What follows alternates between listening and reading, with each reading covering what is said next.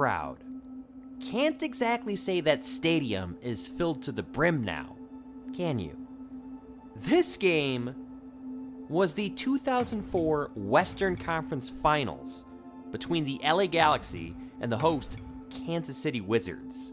With less than 12,000 fans in attendance, this was bad. Like, even for MLS 1.0 standards, this was bad.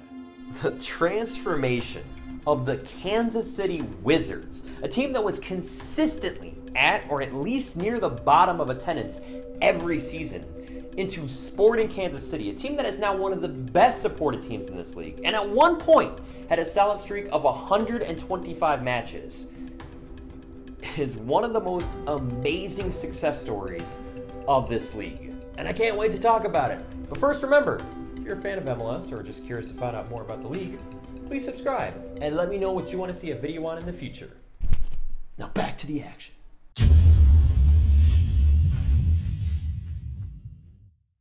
Major League Soccer was quite a bit different back in 1996, and there were more than a few missteps in the beginning of MLS.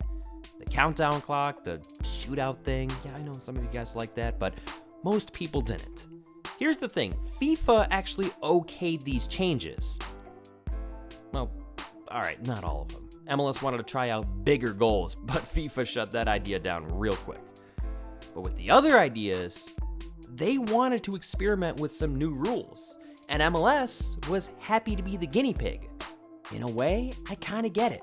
Yeah, soccer is the world's most popular sport, but nearly every startup league in this country went under. So how do you make soccer work in the United States?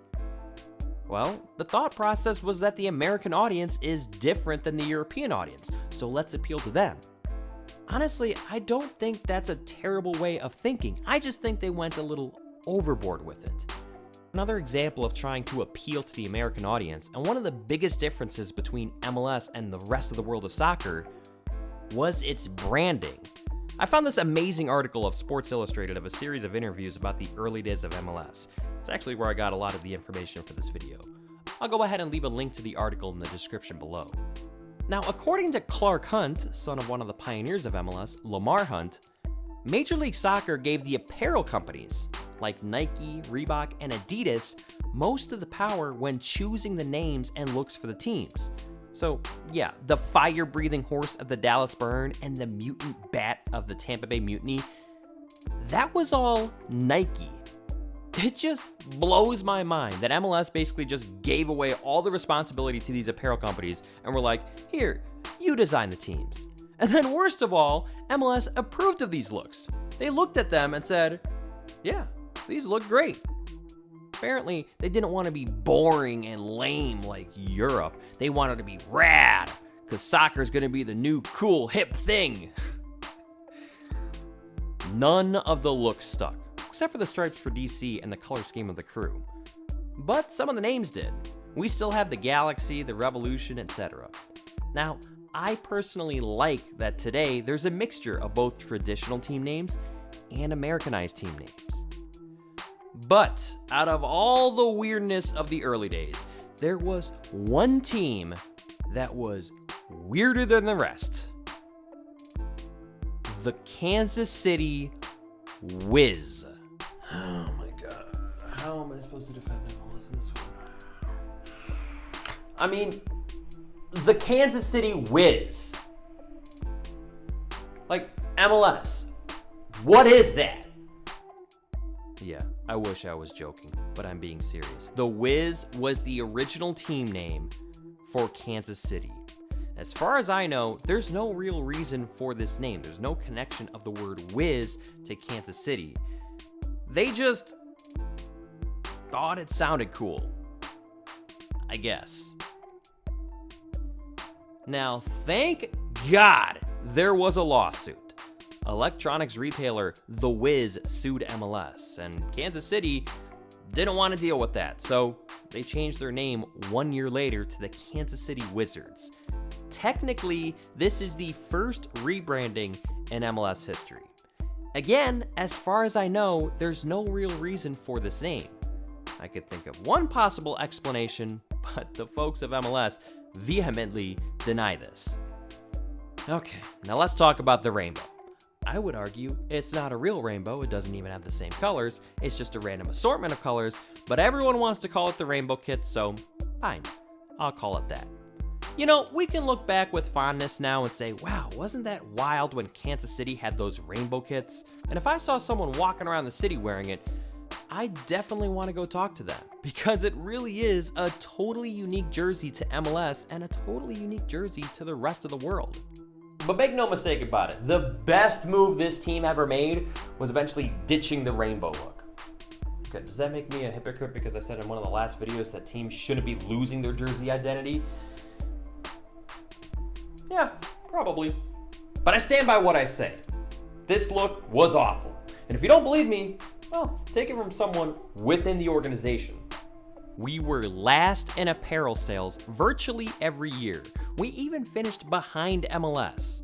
The league sold apparel with their own logo on it, and even that stuff outsold the Wizards. That coming from former Wizards/Sporting Kansas City executive Rob Thomas. Again, I reiterate what I said in the beginning, this was bad. So they ditched the rainbows and go with the plain blue jerseys. Boring, yes, but not ugly. They also redid the badge and made it the most forgettable logo in all of sports history. Seriously, look at this. Don't worry, Kansas City fans. This video won't be all doom and gloom. I promise. I'll start to say some nice things soon. Now, on the field, the Wizards were, for the most part, decent, if not a bit inconsistent, during their 15-year run as the Wiz/Wizards. The highs were really high, with the Wizards having won 3 MLS MVPs, with Preki winning it twice in 1997 and 2003, and Tony Meola winning it in 2000. Preki is notable for being the only player in league history to win the MVP award twice, and Meola is the only keeper ever to win it, with 16 shutouts that season. Now, someone will eventually win the award twice, I have no doubt in my mind about that. But I do doubt we'll ever see another keeper win it, now that you have guys like Carlos Vela and Joseph Martinez putting in 30-goal seasons. In the 2000 season, the Wizards won the double, winning the Supporters' Shield and MLS Cup against my Chicago Fire. This was the Tim Howard Belgium game for MLS. Meola earned the shutout and recorded 10 saves, many from point-blank range. Now, in the eyes of some, it's been eclipsed by Zach Steffen against Atlanta in the 2017 playoffs as the greatest game from a goalkeeper in this league, but it's still a legendary moment in his career. They also had arguably the most handsome defender in US history from 03 to 2010. Yeah, shout out Jimmy Conrad. Seriously, if you haven't subscribed to his channel yet, go do that. It's well worth it. Also, shout out Davy Arnaud. This guy has scored some of the biggest goals in Wizards history. Totally underrated player. And now for the lows. They missed the playoffs 6 times in 15 seasons. In that 15-year stretch, that was tied with DC United and the San Jose Earthquakes as most in MLS. And remember, this was before the league had 20-plus teams. I mean, they were missing the playoffs when the league had like 12 teams and 8 of them making it. They even missed the playoffs in 2005, just a year after they made it to their second ever MLS Cup in 2004. So yeah, inconsistent. But good season or bad season, it didn't really matter when it came to their attendance because it was pretty much always bad. With the exception of 03 and 04, when they averaged 15,000 and 14,000 fans, which back then really wasn't that bad. However, they played their home games at Arrowhead Stadium, which sat over 70,000. So 15,000 fans in a 70,000 seat stadium. Yikes. And remember, 15,000, that was their best season. They had 5 seasons in which they averaged under 10,000 fans. Under 10,000 people in a 70,000 seat stadium. I think that warrants another. Yikes. Okay, I don't mean to completely discredit the fans here. I know there were hardcore Wizards supporters, and I don't want to make it sound like they only started caring in 2011. What I'm trying to say is that, well, it wasn't perfect. The turning point in my mind was August 2006, when the club was sold to On Goal LLC, now known as Sporting Club. They saw the issues and they were ready to correct them. But it didn't happen overnight. First step, move out of Arrowhead Stadium and get a new soccer-specific stadium. In late 2007, the city passed a plan to build the stadium at the site of the old Bannister Mall, set to be built in 2011. Great news! What wasn't so great is that they moved into a new temporary home at a minor league baseball stadium, Community America Ballpark. Seeing fans sit on the grass on a hillside like it's a picnic looked so amateurish. But still better than Arrowhead, I guess. Also not so great was the recession going on in America at that time. Because of the recession, the project was delayed, and ultimately because of funding, they had to move the project away from Bannister Mall to now near Community America Ballpark. Now the second step is to get the folks of Kansas City to notice and appreciate this team. In 2010, the Wizards played Manchester United in a summer friendly, and in front of 63,000 fans, down a man after Jimmy Conrad's red card, the Wizards pulled out an improbable 2-1 victory. Even though it was a friendly, even though it really didn't count for anything, it was one of the biggest moments in team history. And this one game earned the respect of many Kansas City residents, and no doubt in my mind did they gain a few fans from this game. And then, step 3, the rebrand. None of the owners of On Goal LLC really liked the Wizards name. I don't blame them. I don't like that name either. So they changed it. The Wizards transformed into Sporting Kansas City. They traded away their blue for a different shade of blue, Sporting Blue. Now this rebrand brought mixed reactions because while the Wizards weren't ever the strongest or most celebrated brand in MLS, many found the Sporting moniker to be trying a little too hard to be European. Also, it's kind of inaccurate because usually the term sporting implies multiple different teams among multiple different sports. Now it is true that during the announcement of this rebrand, they announced intentions of starting a rugby team and a lacrosse team of that same name, but pretty much 10 years later, we haven't gotten any news of that. Sporting Kansas City is still only a soccer team. Now, remarkably, they did still manage to open the stadium in 2011, but they did have to start the season off with 10 road games to finish off the construction.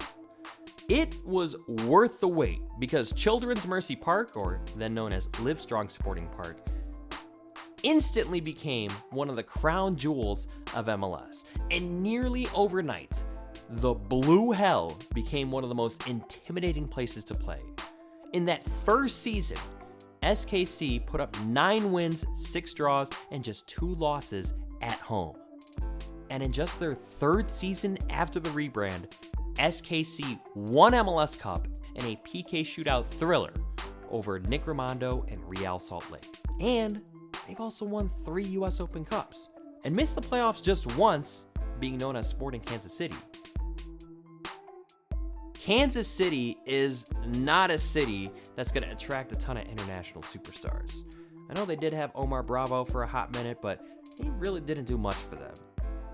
They won by grooming their own into stars. The most obvious examples being Matt Beasler and Graham Susie. Neither were the most accomplished players coming out of college, and they were just hoping to make the team as rookies. A few years later, they end up making the World Cup roster in 2014. But to me, their biggest accomplishment is just how much support they've been able to get from the community. It's pretty surreal to see just how much has improved since the Wizards days. And it's not just the stadium, or the Manchester United win, or the rebrand, or the fact that they're consistently pretty good now. It's all of those things happening. And it's the fact that they've all kind of happened at the same time. And that's why I wasn't in favor of relocating the crew to Austin, or why I'm not in favor of relocating anyone. Because Sporting Kansas City proves that it is possible to turn a team around. While I've gone on record by saying I'm not a huge fan of their badge, I will go on record by saying I am a huge fan of everything else they've been able to achieve. Sporting Kansas City. This is how you do a rebrand. SKC Nation, I'm glad I finally got this video out for you guys. You deserve it. Please remember to subscribe and let me know what you want to see a video on next. And thank you for watching.